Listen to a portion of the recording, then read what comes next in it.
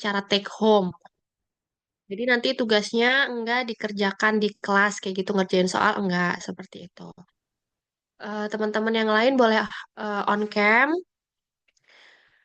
Saya tunggu. Hari ini kelompok terakhir kelompoknya siapa?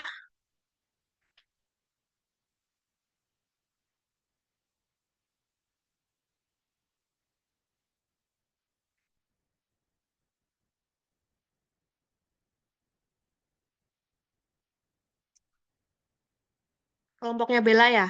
Oke, Bella boleh mempersiapkan dan mempresentasikan materi untuk hari ini, lalu dilanjutkan oleh sesi tanya jawab ya. Oke, untuk Bella dan teman-teman saya persilahkan.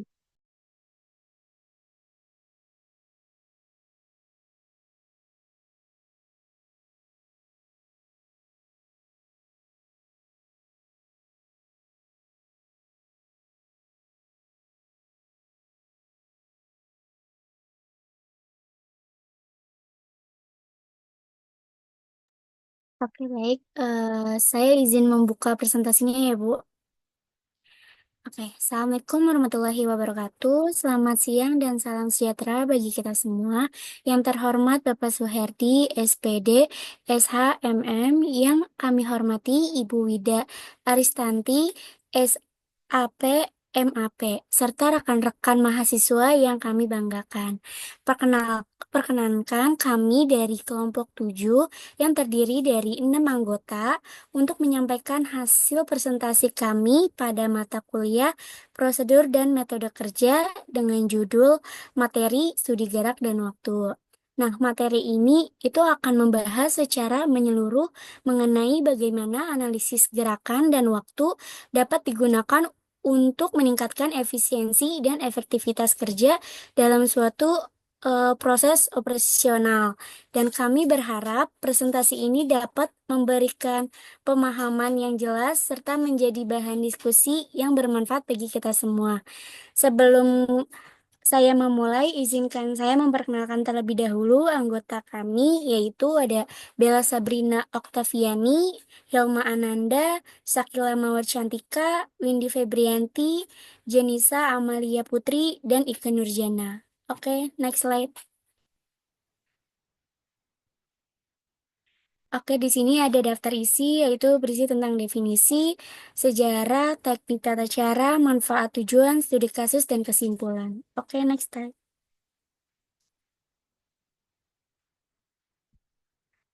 Oke, baik.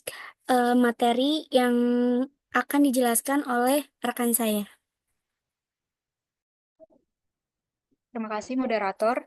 Di sini saya akan menjelaskan tentang definisi studi waktu.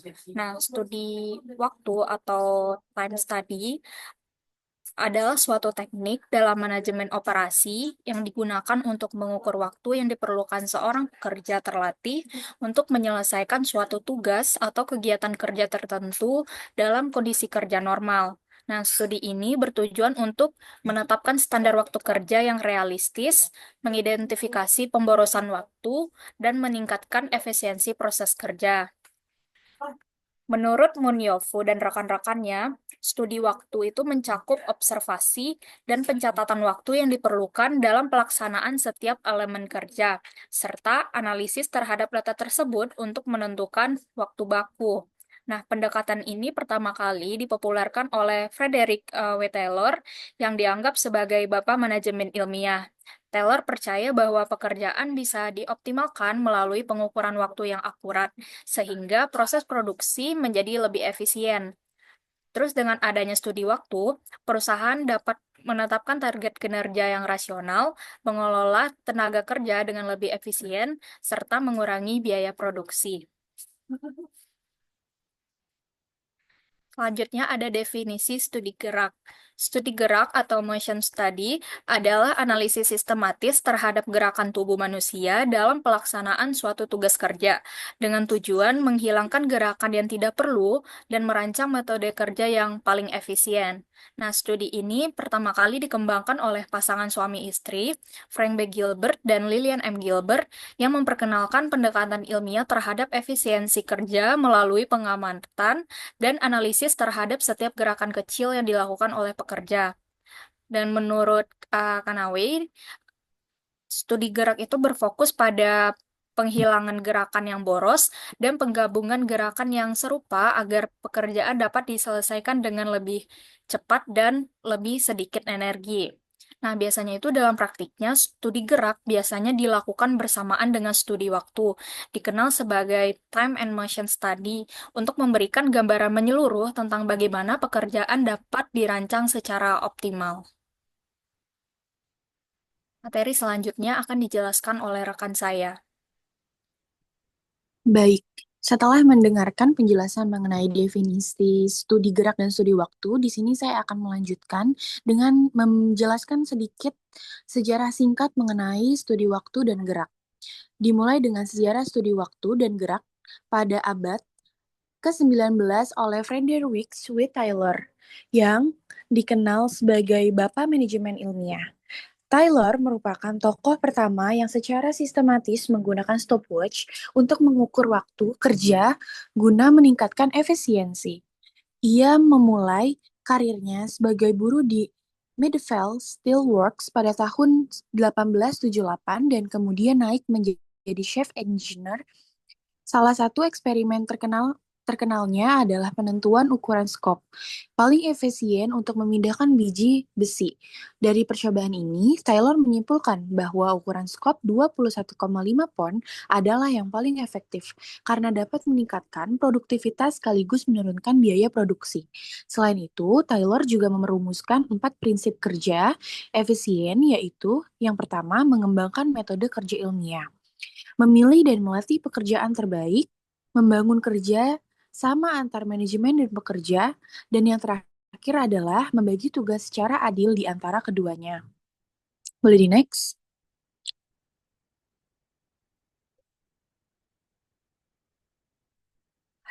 Pada awal abad ke-20, perkembangan studi gerak dilanjutkan oleh Frank dan Lillian Gilbert.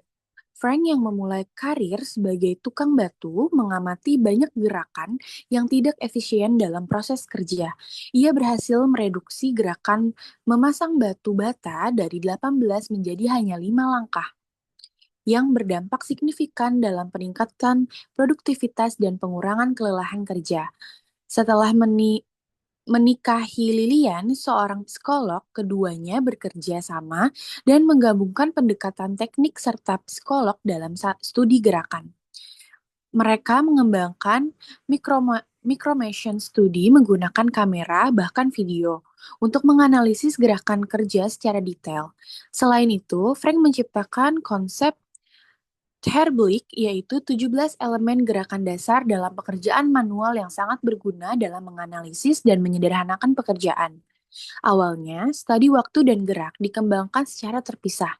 Taylor berfokus pada pengukuran waktu untuk menetapkan standar kerja, sementara Gilbert fokus pada perbaikan metode kerja melalui analisis gerakan. Namun pada tahun 1930-an, kedua pendekatan ini mulai dianggap saling melengkapi dan kemudian digabungkan dalam satu konsep yang dikenal sebagai motion and time study atau methods engineering. Penggabungan ini menunjukkan analisis yang lebih menyeluruh dalam upaya meningkatkan efisiensi kerja. Boleh di next? Perkembangan studi ini terus berlanjut pada tahun 1940-an ketika LHC Tippett memperkenalkan metode work sampling di industri tekstil Inggris. Metode ini menjadi populer karena lebih praktis dan dapat digunakan untuk mengukur tingkat pemanfaatan tenaga kerja dan mesin, serta menetapkan kelonggaran waktu kerja. Selanjutnya, berdasarkan konsep gerakan dasar dari Gilbert, dikembangkan sistem pengukuran waktu kerja tidak langsung yang dikenal dengan Predetermined Time Standard System atau PTSS. Beberapa sistem dalam PTSS antara lain Work Factor pada tahun 1938 yang mempertimbangkan 4 variabel utama dalam gerakan kerja, MTM antara lain MTN atau yang dikenal sebagai Method Time Measurement yang dikembangkan pada 1948 dan dikenal sebagai sistem paling detail dan akurat, serta MOST atau Minor Operation Sequence Technical yang diperkenalkan oleh Zendin pada tahun 1967 dan memungkinkan pengukuran waktu 5 kali lebih cepat dibandingkan MTM. Kesimpulannya, studi waktu dan gerakan telah berkembang dari pengamatan sederhana menjadi sistem ilmiah yang kompleks. Kontribusi Taylor dan pasangan Gilbert telah menjadi fondasi penting dalam manajemen kerja dan produktivitas industri. Studi ini tidak hanya mengoptimalkan metode dan waktu kerja, tetapi juga memperhatikan faktor manusia, menjadikan salah satu elemen penting dalam dunia industri modern hingga saat ini. Boleh di next?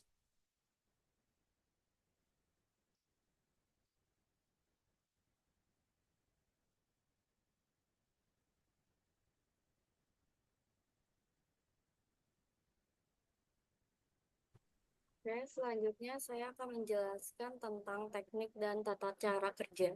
Teknik dan tata cara kerja merupakan suatu disiplin ilmu yang mempelajari prinsip-prinsip dan metode dalam merancang sistem yang optimal. Tujuan utama dari teknik ini itu untuk mengatur secara sistematis berbagai komponen dalam suatu sistem kerja. Misalnya kayak unsur manusia, terus mesin, peralatan kerja, material bahan baku, serta lingkungan fisik. Nah, aspek ini itu diukur berdasarkan waktu, energi yang digunakan, serta dampak psikologis dan sosiologis pada para pekerja. Boleh next slide. Selanjutnya ada gambaran tentang ruang lingkup teknik tata cara kerja. Teknik tata cara kerja itu ada dua, yaitu yang pertama ada prinsip-prinsip pengaturan kerja yang meliputi faktor manusia, studi gerakan, ekonomi gerakan. Yang kedua ada teknik pengukuran kerja yang meliputi waktu, tenaga kerja, psikologis, dan sosiologis. Dari dua teknik dan prinsip ini itu ditemukan beberapa alternatif sistem kerja terbaik. Boleh next slide.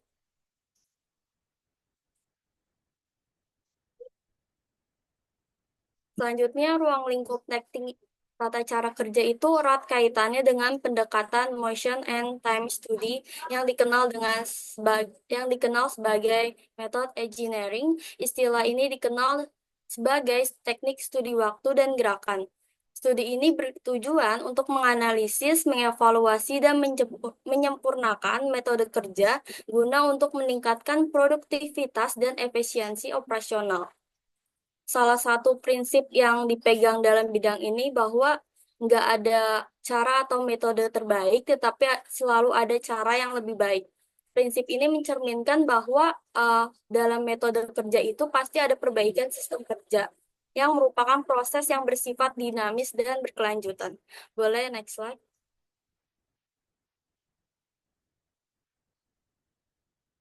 Selanjutnya akan dijelaskan oleh rekan saya.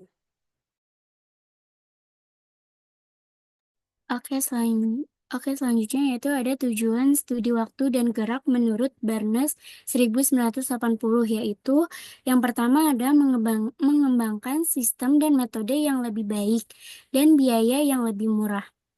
Lalu yang kedua itu ada standarisasi sistem dan metode. Dan yang ketiga ada menentukan waktu standar. Dan yang keempat membantu melatih pekerja menerapkan metode yang lebih baik.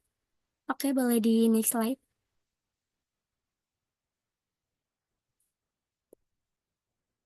Nah, tujuan studi waktu dan studi studi waktu itu memiliki tujuan utama, yaitu meningkatkan efisiensi dan produktivitas kerja. Nah, hal ini itu mencangkup melalui identifikasi dan analisis gerakan yang tidak perlu atau yang tidak efisien dalam suatu proses kerja. Nah, selain itu ada tujuan utama studi kasus dan gerak antara lain, yaitu yang pertama menetapkan waktu standar, di mana studi waktu ini digunakan untuk menentukan waktu baku yang diperlukan oleh seorang pekerja untuk menyelesaikan suatu tugas dengan metode kerja tertentu.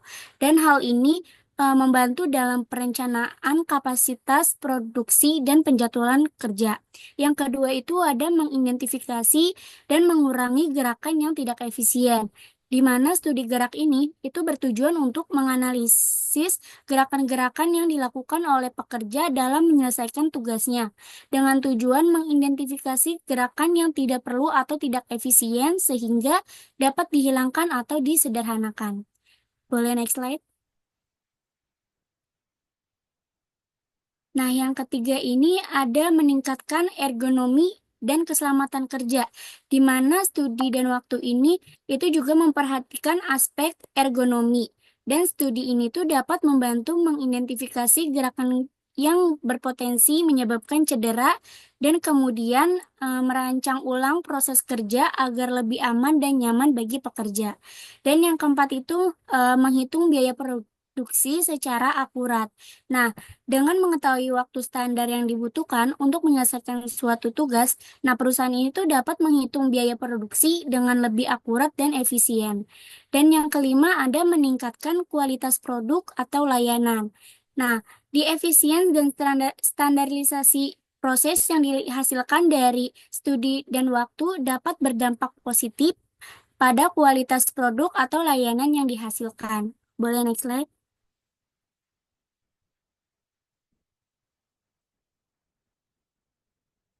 Yang keenam itu ada membantu dalam pelatihan dan pengembangan karyawan. Nah, dengan adanya standar waktu dan metode kerja yang efisien, perusahaan itu dapat menggunakan sebagai dasar dalam melatih karyawan baru dan mengembangkan keterampilan karyawan yang ada. Jadi kesimpulannya, secara keseluruhan, studi dan waktu itu bertujuan untuk menciptakan alur kerja yang lebih ramping, efisien, dan produktif. Dan hal ini tuh akan menguntungkan bagi perusahaan untuk meningkatkan keuntungan dan maupun bagi pekerja untuk lingkungan kerja yang lebih baik. Boleh next slide?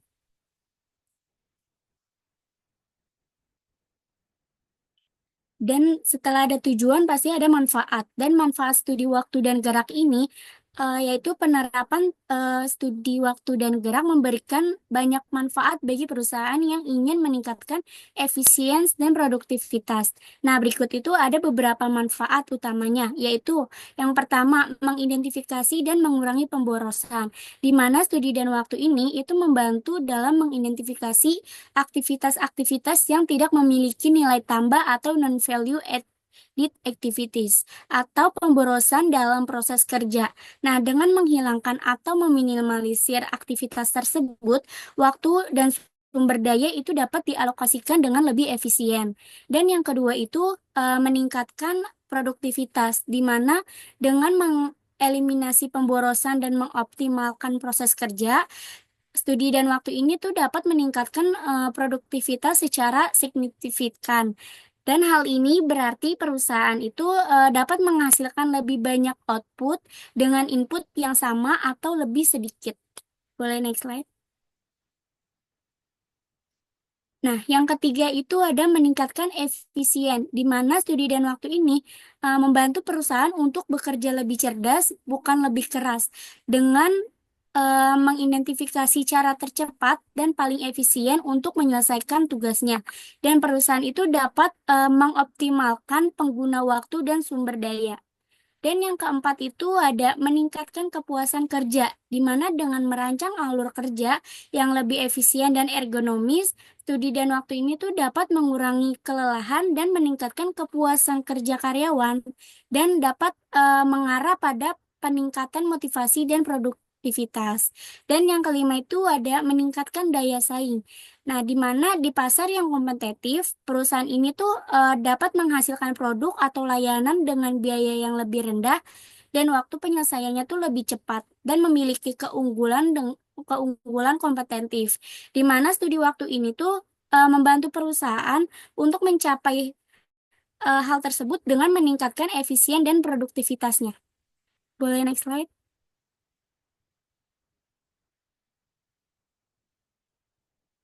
Oke, selanjutnya materi akan dijelaskan oleh rekan saya. Selanjutnya itu ada studi kasus, yaitu penerapan studi waktu dan gerak di PT Toyota Motor Manufacturing Indonesia. Yang pertama itu ada latar belakang dari perusahaan PT Toyota. Jadi PT Toyota Motor Manufacturing Indonesia ini adalah salah satu perusahaan otomotif terbesar di Indonesia. Nah, dalam proses produksinya, Toyota ini tuh sangat terkenal dengan penerapan sistem Lean Manufacturing, yaitu sistem produksi yang fokus untuk mengurangi pemborosan dan meningkatkan efisiensi kerja. Nah, salah satu pendekatan yang digunakan dalam Lean ini adalah studi waktu dan gerak, atau dalam bahasa Inggrisnya disebut motion and time study. Tujuannya itu untuk mengamati dan menganalisis bagaimana cara kerja seseorang di suatu proses kerja, mulai dari cara dia bergerak, alat yang digunakan, sampai berapa lama waktu yang dihabiskan untuk menyelesaikan satu pekerjaan gitu. Jadi, misalnya bayangin ada dua orang yang mengerjakan tugas yang sama gitu. Tapi yang satunya ini tuh lebih cepat dan gak gampang capek, tapi yang satunya ini lebih lama dan gampang capek juga gitu.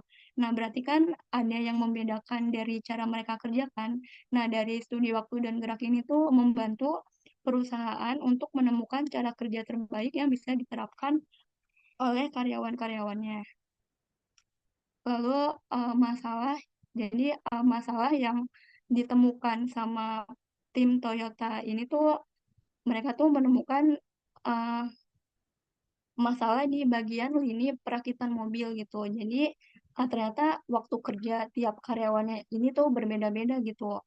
Dan ada juga yang mengeluh cepet lelah gitu kan. Nah, setelah dia mati, ternyata penyebabnya itu adalah karena banyak gerakan kerja yang tidak efisien dan tidak ergonomis. Misalnya para karyawan ini tuh harus membungkuk terus-menerus atau posisi alat yang terlalu jauh dari jangkauan tangan. Nah, lalu selanjutnya itu ada langkah-langkah studi waktu dan gerak. Nah, yang pertama ini itu ada observasi langsung. Nah, jadi tim pengamat dari Toyota ini tuh menggunakan stopwatch dan kamera untuk merekam aktivitas kerja. Nah, tujuannya itu supaya mereka tuh bisa melihat gerakan para karyawannya ini tuh secara detail gitu melalui kamera gitu kan. Terus tindakannya berdasarkan perkiraan atau laporan aja gitu. Jadi dengan menggunakan kamera ini tuh mereka bisa benar-benar melihat gerakan karyawannya gitu. Terus kalau pakai video juga mereka bisa melihat video itu berulang-ulang kali gitu. Terus untuk stopwatch ini tuh membantu tim pengamat untuk mengukur durasi waktu setiap langkah dari para pekerjanya. Lalu yang kedua ini ada analisis gerakan atau motion study. Nah, dari hasil rekaman, tim pengamat ini menemukan bahwa yang pertama itu pekerja sering membuka dan menutup alat kerja, yang sebenarnya hal itu bisa disederhanakan gitu. Terus yang kedua, terdapat posisi baut yang ada di bawah meja gitu. Jadi pekerja ini tuh harus membungkuk berkali-kali untuk mengambil baut atau komponen lainnya gitu. Terus yang ketiga ini alat kerja tidak berada dalam jangkauan tangan, sehingga waktunya tuh habis hanya untuk menjangkau alat tersebut. Nah, dari sini studi gerak itu berperan. Nah, kita bisa lihat gerakan mana yang sebenarnya nggak perlu atau bisa disederhanakan. Lalu selanjutnya ada analisis waktu atau time study. Nah, jadi setelah dianalisis, waktu rata-rata pemasangan pintu dari karyawannya ini adalah 6 menit. Tapi sebenarnya target idealnya itu adalah 4 menit gitu. Jadi artinya ada pemborosan waktu sekitar 2 menit karena metode kerja yang belum optimal. Lalu selanjutnya yang keempat ini ada perbaikan proses kerja. Nah, setelah dilakukan observasi dan analisis gerakan serta waktu, tim dari PT Toyota ini tuh melakukan beberapa perbaikan penting untuk meningkatkan efisiensi kerja dan kenyamanan pekerja. Nah, setelah ditemukan 3 masalah, maka tiga perbaikan utama yang dilakukan, yang pertama itu mengatur ulang tata letak alat dan komponen. Jadi di masalah sebelumnya ini kan pekerja harus menjangkau alat atau komponen yang letaknya ini terlalu jauh dari posisi kerja sehingga membuang waktu dan energi. Nah, solusinya ini semua alat dan material diposisikan dekat dengan area kerja dan dalam jangkauan tangan. Sehingga posisi alat tuh diatur sedemikian rupa agar pekerja bisa mengambilnya tanpa harus membungkuk, memutar badan, atau melangkah jauh. Lalu yang kedua ini menambahkan tray dinamis di area kerja. Nah, tray ini tuh apa ya, dia tuh kayak wadah gitu atau nampan terbuka yang fungsinya itu untuk meletakin barang-barang kecil kayak baut, obeng, obeng dan lain-lain. Nah, jadi di masalah sebelumnya ini kan baut dan komponen kecil kan ditaruhnya di bawah meja ya atau di lantai gitu. Sehingga pekerja tuh harus membungkuk berulang kali untuk mengambilnya. Nah, solusinya ini tuh dipasang tray dinamis eh, yang ditempatin tuh di samping atau di depan meja kerja gitu. Yang posisinya ini tuh tepat sejajar dengan tangan, sehingga pekerja bisa mengambil baut dengan mudah tanpa harus menunduk atau berpindah posisi. Lalu yang ketiga ini memberikan pelatihan teknik kerja yang efisien. Nah, di masalah sebelumnya kan nggak semua pekerja tahu cara kerja yang paling efisien gitu. Jadi perusahaan ini tuh memberikan uh, solusi pelatihan langsung kepada pekerja. Yang pertama itu urutan kerja yang benar, yang kedua cara memegang alat agar tidak boros energi, lalu yang ketiga teknik bergerak yang hemat waktu dan mengurangi kelelahan. Jadi pelatihan ini tuh dibuat berdasarkan hasil analisis gerakan yang paling efektif dari pekerja terbaik atau dari hasil studi waktu dan gerak. Jadi dengan perbaikan-perbaikan ini, proses kerja menjadi lebih cepat, lebih konsisten antar pekerja, dan lebih aman secara ergonomis. Karena pekerja tidak lagi melakukan gerakan yang beresiko menyebabkan kelelahan atau cedera. Boleh di next.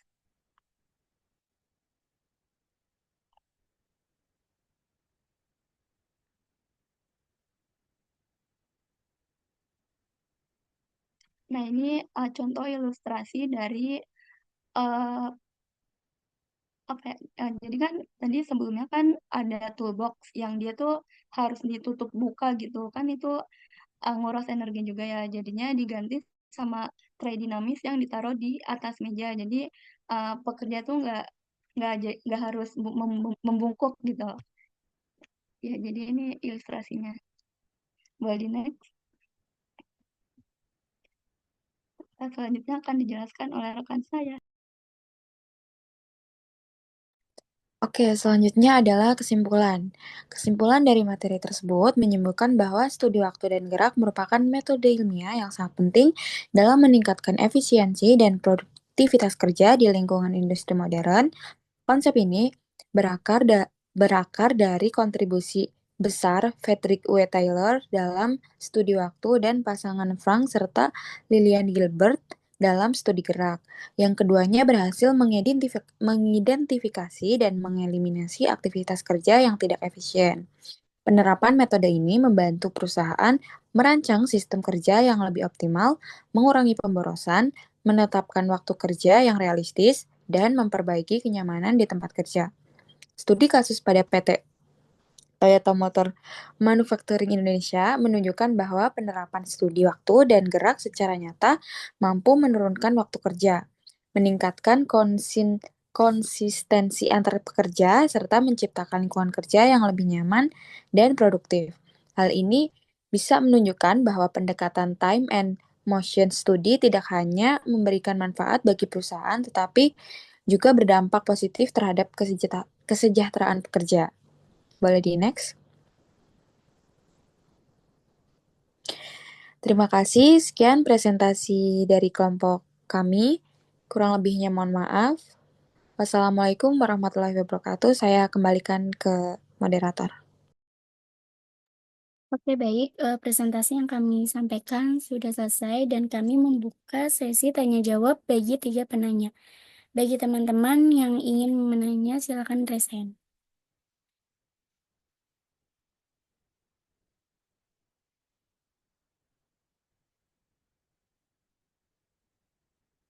Oke, di sini ada Luis.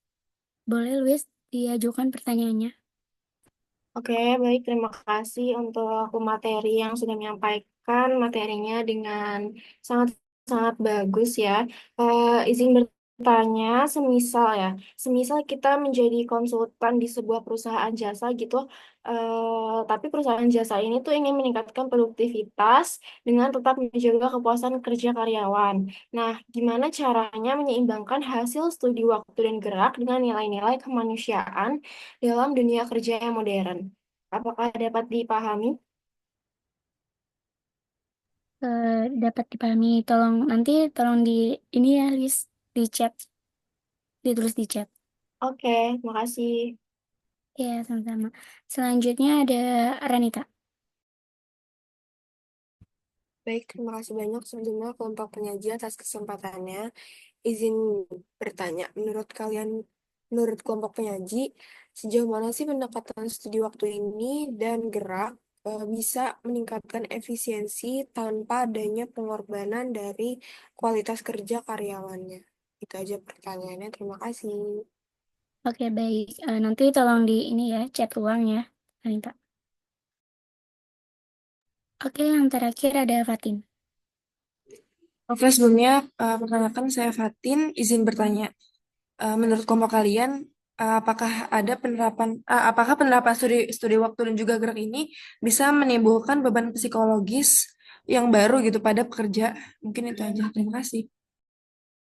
Oke, terima kasih juga Fatin. Untuk berdiskusinya saya minta waktu 5 menit. Apakah boleh Bu Wida? Boleh? 5 menit cukup? Atau Eh, 10 menit? ya, 10 menit deh. Oke, kita kembali jam 13.47 ya. Oke, Ibu. Terima kasih.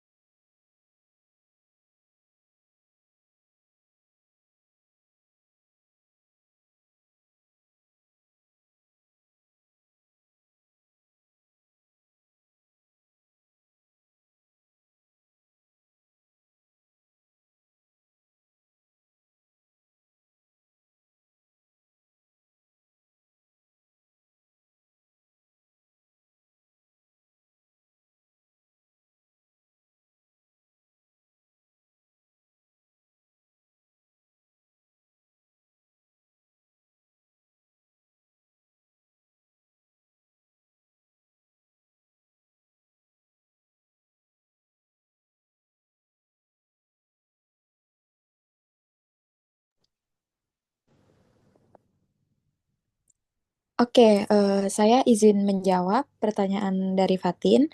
Apakah penerapan studi waktu dan gerak dapat menimbulkan beban psikologis baru pada pekerja? Nah, menurut kelompok kami, beban psikologis itu tergantung kepada kebijakan perusahaan.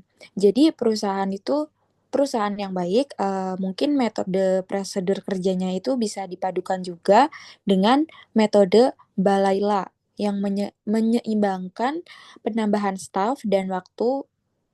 Lalu CVL fokusnya pada variabel kritis yang mempengaruhi kinerja. Sementara Borden Wiersma menilai pengaruh beban kerja terhadap kesejahteraan pekerja. Jadi bukan hanya metode studi gerak aja dan waktu gitu. Terus hasilnya juga kualitas kerjanya tuh lebih optimal dan tentunya beban psikologis pekerja bisa diminimalisir. Begitu. Apakah cukup jelas, Fatin? Sangat jelas, terima kasih, Kak. Oke, sama-sama. Baik, selanjutnya saya akan menjawab pertanyaan dari Luis yang mengenai semisalnya kita menjadi konsultan pada sebuah perusahaan jasa yang ingin meningkatkan produktivitas tetapi tetap menjaga kepuasan kerja karyawan, bagaimana cara menyeimbangkan hasil studi waktu dan gerak dengan nilai-nilai kemanusiaan dalam dunia kerja modern. Menurut kelompok kami, sebagai seorang konsultan di perusahaan jasa yang ingin meningkatkan produktivitas tanpa mengorbankan kepuasan kerja karyawan, kita perlu menyeimbangkan hasil studi waktu dan gerak dengan pendekatan yang menghargai nilai-nilai kemanusiaan. Caranya adalah dengan tidak hanya fokus pada efisiensi, tetapi juga memperhatikan kenyamanan, kesehatan, dan kesejahteraan karyawan. Misalnya, saat menganalisis gerakan kerja, kita tidak hanya mencari cara tercepat, tetapi juga memastikan posisi kerja tidak menyebabkan kelelahan atau cedera. Selain itu, penting untuk melibatkan karyawan dalam proses perbaikan metode kerja agar mereka merasa dihargai dan memiliki peran dalam perubahan. Dengan begitu, produktivitas meningkat karena metode kerja lebih efisien dan karyawan tetap termotivasi karena merasa diperhatikan dan dihargai. Gitu kira-kira Luis, apakah jawabannya sudah cukup? Cukup, sangat baik. Terima kasih. Sama-sama. Selanjutnya, saya akan menjawab pertanyaan dari Ranita. Pertanyaannya, seberapa jauh studi waktu dan gerak dapat meningkatkan efisiensi tanpa mengorbankan kualitas karyawannya? Pendekatan studi waktu dan gerak itu sebenarnya dapat meningkatkan efisiensi kerja dengan cara menghilangkan aktivitas yang nggak perlu. Seperti kayak ngatur ulang urutan kerja, terus menetapkan waktu standar yang ideal. Hal ini kayak membuat pekerjaan lebih cepat dan struktur tanpa mengabaikan kualitasnya, dengan syarat selama perusahaan tersebut tetap memperhatikan faktor kelelahan, waktu istirahat, dan kondisi kerja yang manusiawi. Efisiensi kerja dapat dicapai tanpa mengorbankan hasil kerja yang baik. Lalu metode kerja dengan pendekatan ini nggak bersifat statis, pasti akan diperbarui setelah dilakukan evaluasi dari berbagai sampel aktivitas kerja, lalu dipilih mana metode yang terbaik. Apakah pertanyaannya jawabannya sudah terjawab?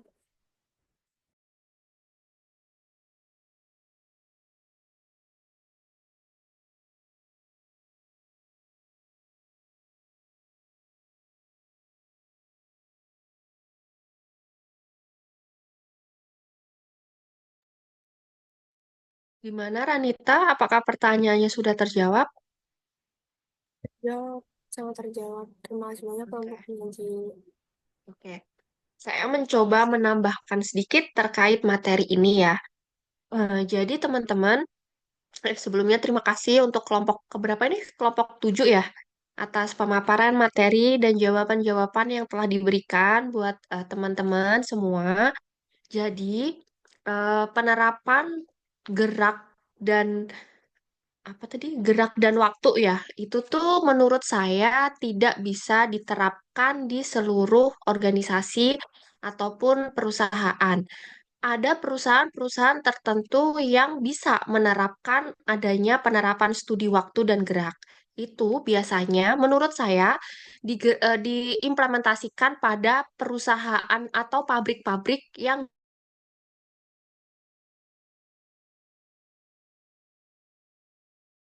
dia itu banyak kan pabrik-pabrik di kalian tahu nggak kawasan pabrik 2100 di kawasan Cikarang. Jadi eh, berdasarkan informasi ya dari suami saya, di pabrik itu, di kawasan itu, dia itu nggak boleh yang namanya mati lampu. Karena di dalam pabrik itu, setiap jam, setiap menit itu adalah uang. Nah, mungkin itu mengapa para pabrik itu menerapkan adanya implementasi studi waktu dan gerak.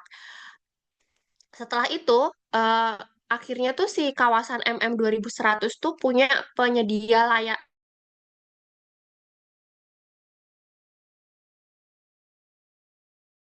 apa penyedia jaringan listrik sendiri. Jadi dia Cikarang Listrikindo. Karena kalau PLN kan sering mati ya, sering padam gitu. Akhirnya dia punya penyedia jasa listrik sendiri.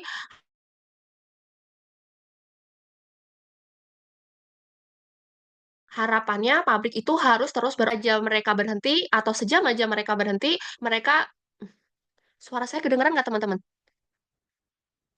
Tadi sempat keluar. Patah, Bu. Kenapa? Tempat Patah-patah ya? patah-patah, Bu. Sekarang masih jelas nggak? Jelas Ibu sekarang. Oke. Nah, oleh karena itu, kadang-kadang mengapa hanya demi mengejar profit ya, misalnya sebuah PT atau pabrik itu mengedepankan sangat apa ya, misalnya nih dalam waktu sekian jam kalian harus memproduksi sekian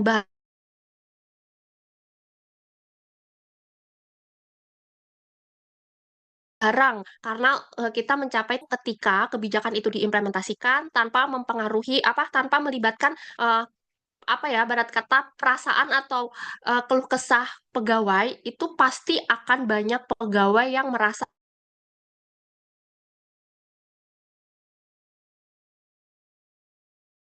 kelelahan.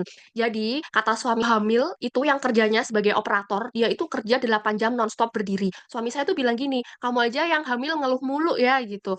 Kasian banget nih ibu-ibu yang kerja sebagai operator di pabrik, dia itu 8 jam berdiri tanpa istirahat kayak gitu. Nah, itu kan pasti secara nggak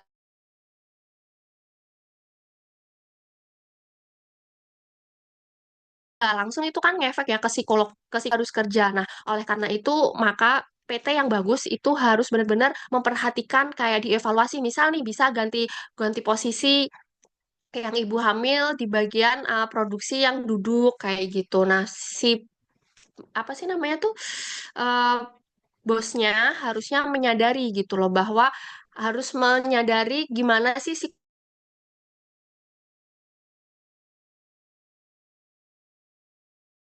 psikologis karyawannya atau misalnya seperti itu.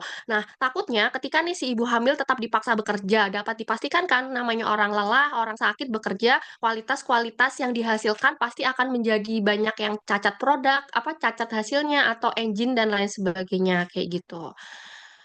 Hmm, terus udah sih menurut saya cuma ingin menambahkan itu. Nah, jadi itu oh ya saya juga ingin nambahin teman-teman. Nah, itu sebabnya kenapa kalian tahu nggak PT-PT itu sistemnya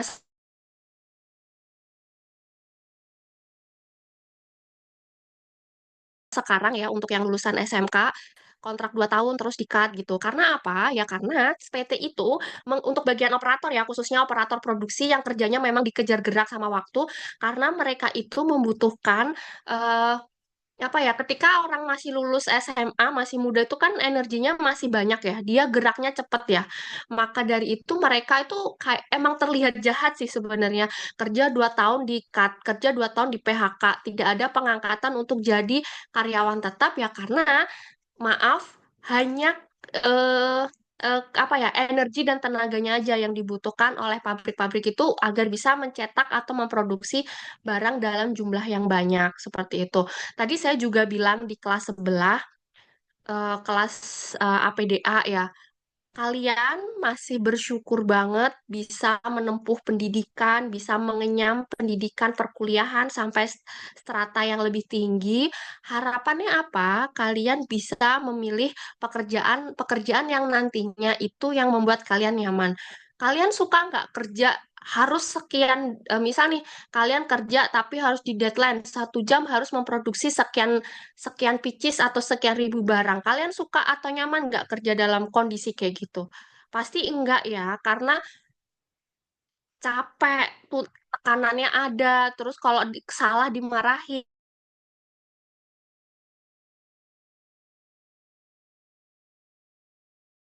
kayak gitu ya. Makanya kuliah bisa mengenyam pendidikan, setidaknya peluang atau harapan kalian untuk mendapatkan pekerjaan yang lebih nyaman, lebih enjoy itu tuh bisa kalian dapatkan gitu ke depannya. Pasti kalian pengen dong, apalagi generasi zaman sekarang ya, kerja di kondisi yang nyaman, sesuka moodnya, mau WFH, mau kerjanya nanti tapi gajinya besar kayak gitu, pasti kalian suka ya, mau dong kerja dengan kondisi kayak gitu gitu.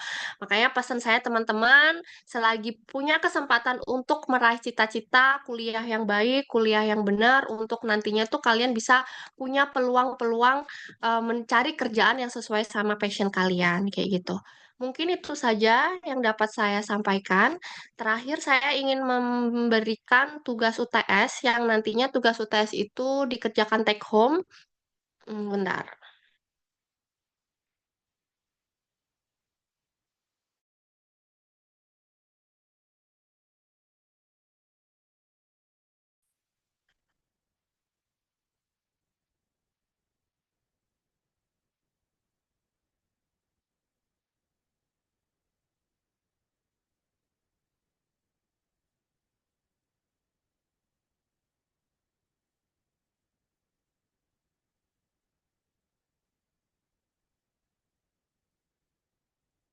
Udah kelihatan untuk tugasnya? Sudah, Ibu. Oke, jadi ini itu nanti tugas individu. Jadi kan di sini ada 3 soal ya. Nanti setiap mahasiswa memilih 1 soal dari 3 soal yang tersedia. Bebas mau yang mana aja. Nah, ini nanti jadi tuh teman-teman mencoba mencari prosedur kerja yang pernah apa ya, yang diimplementasikan di dalam sebuah perusahaan. Bu, carinya gimana, Bu? Boleh kamu misal nih cari di Google, misal nih skripsi terkait dengan prosedur kerja di perusahaan X. Nah, biasanya kayak gitu nanti keluar nih ada perusahaan apa dia menjelaskan SOP-nya seperti apa. Nah, dari situ nanti kalian menganalisis sesuai poin-poin yang saya minta itu seperti apa. Dikerjakan di Word, tidak perlu dalam bentuk makalah, dikerjakan aja sesuai sama analisis kalian. Nah, nanti tugasnya itu langsung dikirim ke saya dengan eh, format tugasnya yang seperti ini ya. Jadi misalnya kalian APDB nomor absennya berapa, namanya siapa, NIM-nya berapa. Saya tunggu tugasnya sampai 4 Mei jam 23.59. Misal nih, di hari Rabu kalian sudah selesai, kalian boleh langsung mengirimkan tugasnya ke email saya, seperti itu. Bu, boleh nggak kalau perusahaannya sama atau case-nya sama? Boleh, silahkan. Yang penting analisisnya berbeda, kayak gitu.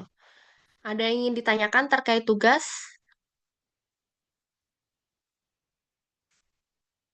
Nggak ada? Untuk filenya nanti saya kirim ke UPI, ke KUP untuk di-share ke teman-teman ya. Udah nggak ada yang ditanyakan? Udah paham semua?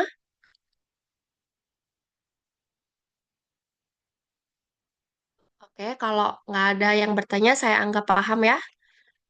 Oke, saya tutup teman-teman perkuliahan yang terakhir ini. Terima kasih banyak atas kehadiran dan partisipasi teman-teman selama setengah semester ini. Saya memohon maaf apabila ada kekurangan dalam penyampaian atau apapun. Saya memohon maaf. Terima kasih. Assalamualaikum warahmatullahi wabarakatuh. Baik, Terima terima kasih banyak ya, Terima Bu. kasih, Terima Bu. kasih, Bu. Terima kasih, Bu.